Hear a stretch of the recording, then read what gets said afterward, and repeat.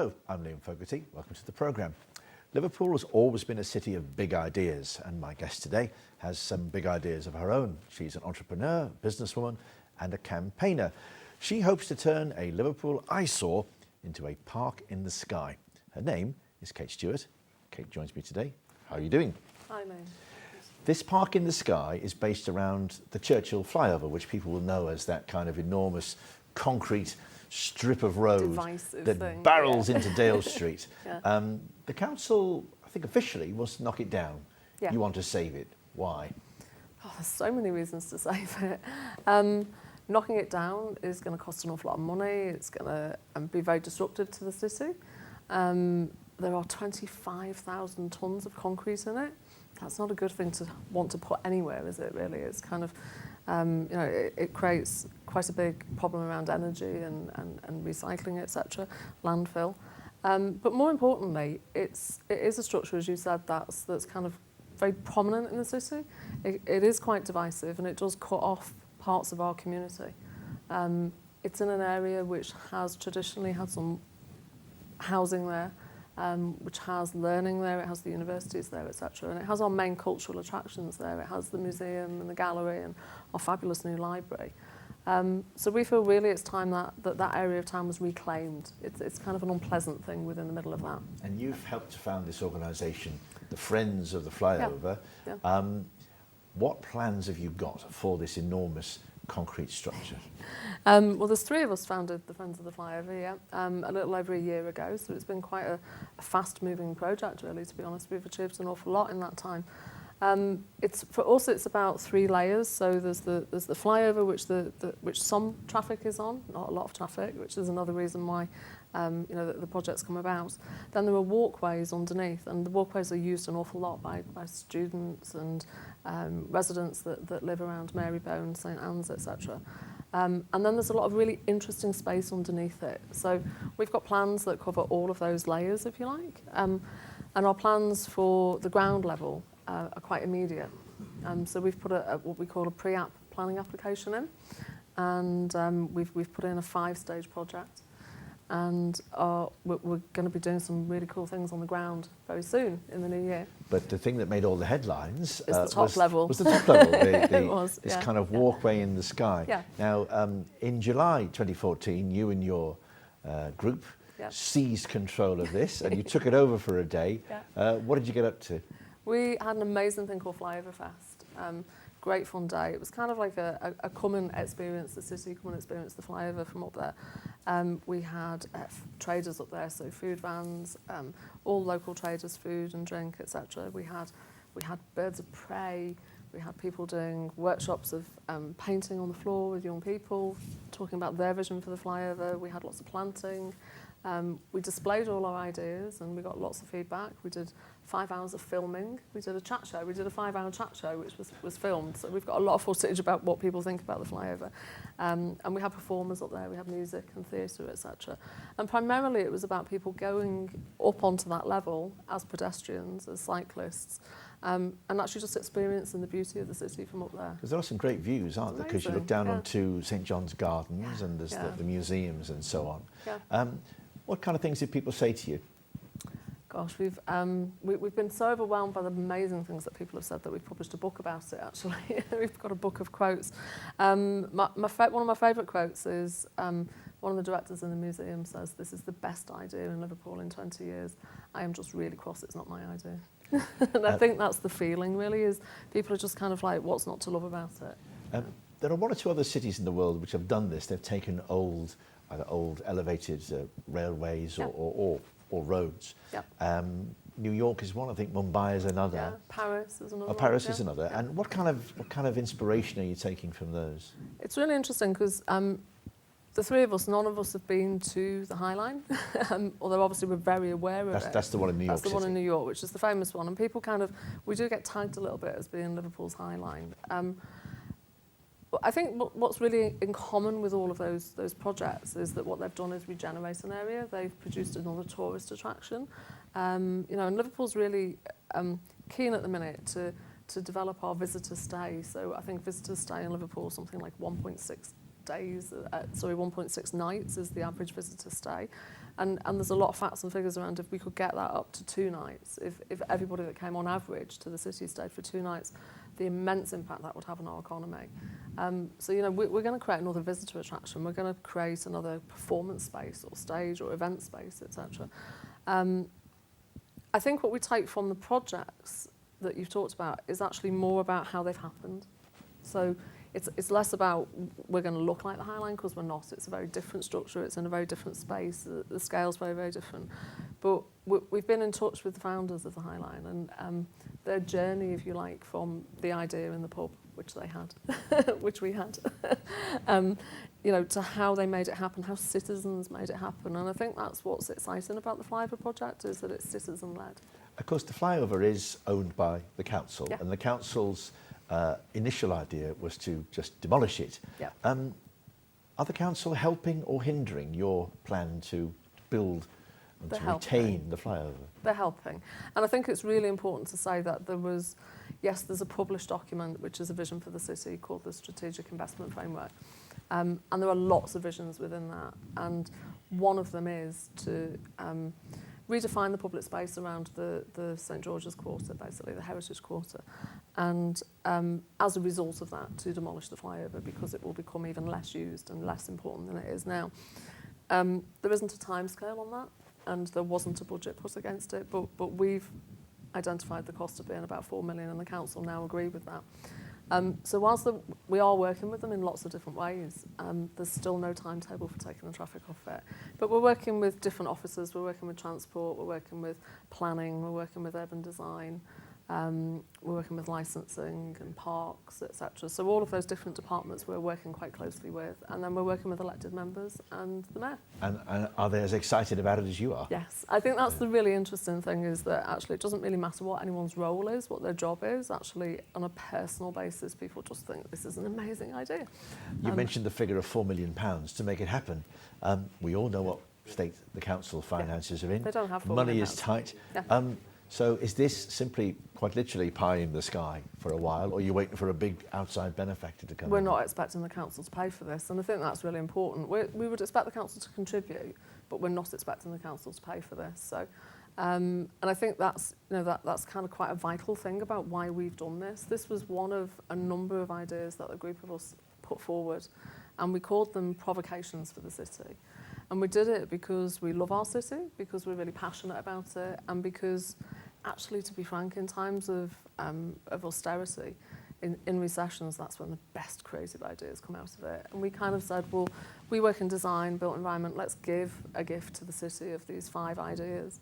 And this was just one of them, and it's the one that the city's leapt on. But of course, one of the other things you do is this crowdfunding, the idea that people go online and you chip in, you make a donation, and you get a stake in a project. Yeah. You've raised just over £40,000 so far through that. Yeah. What have you done with that money? What we did with the money that we raised for our feasibility study, it was money and it was in-kind donations, so it wasn't all money. In fact, probably only half of it was money, if that.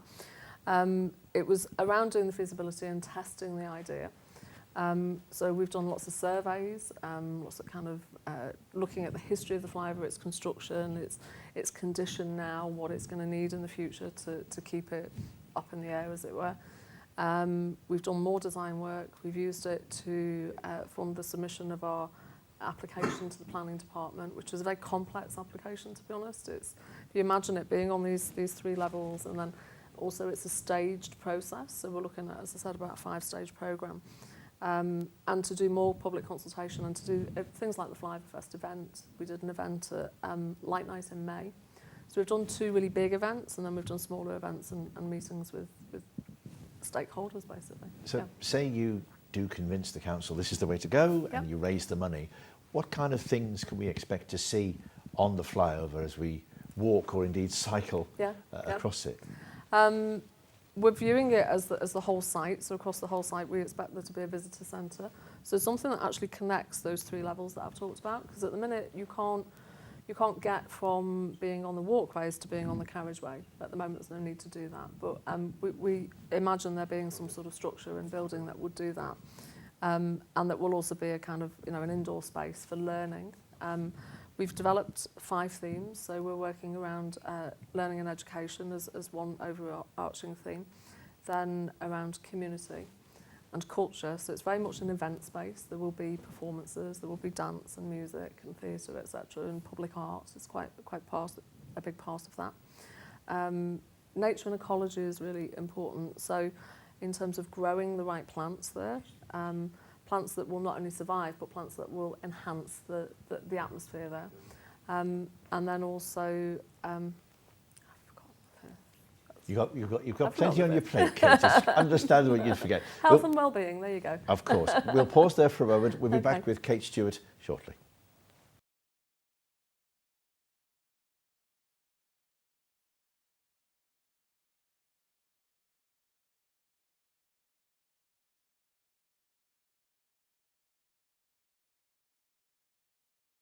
Hello again, welcome back. I'm Liam Fogarty, and today I'm talking to Kate Stewart, designer, entrepreneur, campaigner.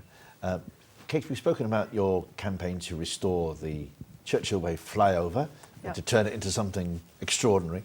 But you've been doing this kind of thing for quite a long time. Design is your thing and enterprise is your thing. Apart from the flyover gig, what else are you doing? Well, with the design studio that I'm involved in Different, with my husband, Steve, we're working on a really wide range of projects. So from the Carnegie building in Crosby, through to, we've just completed a small park in Ellesmere Port in the middle of a shopping centre there. I think the thing that we're working on a restaurant refurbishment, we're working on a bar in the Baltic, so it's all very varied. But the thing that ties it together really is that we believe that design should really be very accessible to everybody, and that we are all consumers of design. So whilst we might have the expertise in certain sort of technical things like product knowledge or building regulations or planning and fire escapes and all that kind of thing, acoustics, etc., but actually the people that are going to use a space or a place should really be considered to be the experts and be part of the team.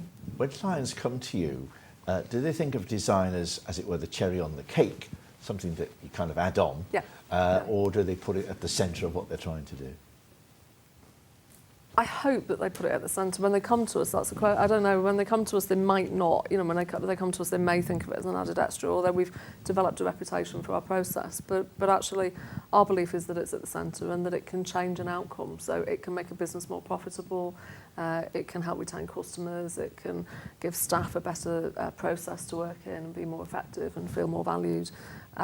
So really, we do think that design is an essential part of any business or service, whether it's in the third sector or the public sector or a commercial project. It's firmly in that sector of creative industry, isn't it? And people are always telling us, I don't know whether it's true, that the creative industries are the way ahead for cities like Liverpool, for countries like Britain. Do they have a point? I think they really do. I mean, let's go back to manufacturing, and that's a creative, industrious thing, isn't it? It's I think that has to be, that's our lifeblood really in this country.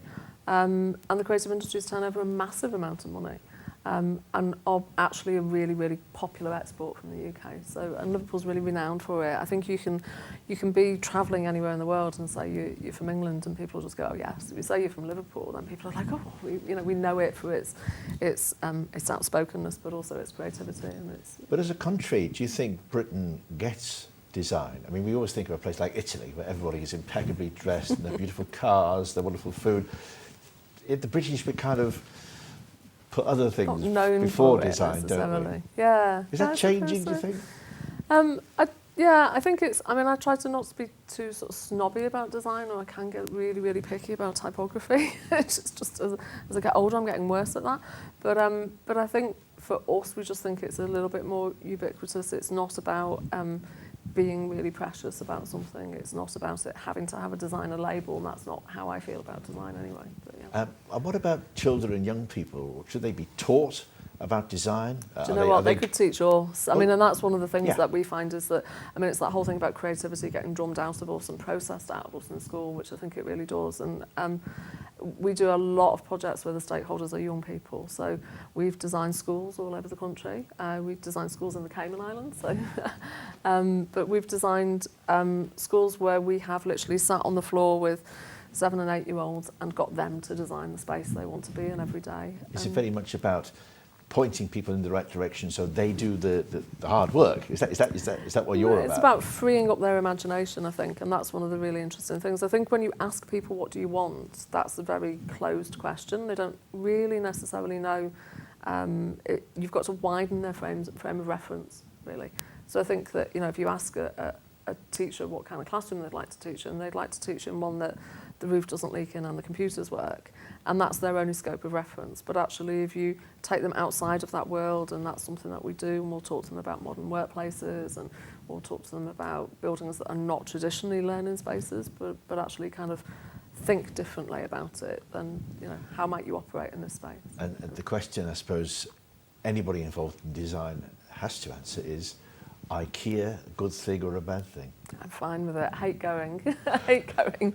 But I think, you know, it's made design accessible to everybody. It's made it affordable to people, and it's made, you know, it has enabled people to, young people to grow up aspiring to something that is not out of their reach, and, you know, and maybe they progress on in life and realise that there are other options to IKEA, but it's made it very ubiquitous, which is good. But the shopping experience is hideous. As you say, you design public spaces as well. There's the Flyover project that we've spoken about. How does Liverpool kind of fare in terms of the way the city is designed? Are there particular parts of the city that you think, oh yeah, brilliant, that's really good design? Are there others where you think room for improvement? I think Liverpool's, I mean, it's tiny, isn't it? It's good and negotiable. You know, it's easy to negotiate it on foot, and, you know, it's kind of really interesting that you can get from very different zones. So, you know, the Pierhead or the historic quarter near the Flyover, the museums, etc.